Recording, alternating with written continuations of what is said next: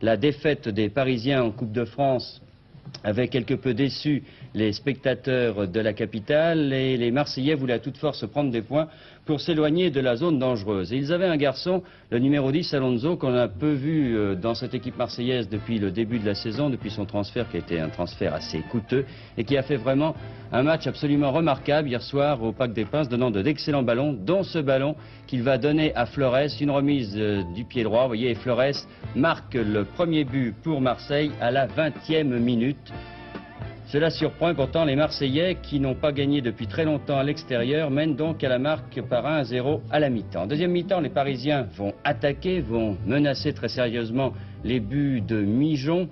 Et cette défense marseillaise qui encaisse beaucoup de buts, surtout depuis l'absence de Trésor.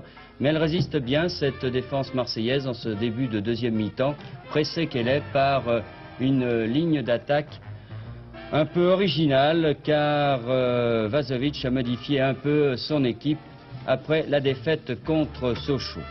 Ça chauffe terriblement ici devant le but de Mijon, mais finalement rien ne passe dans ce premier quart d'heure de la deuxième mi-temps et la défense marseillaise plie mais ne rompt pas.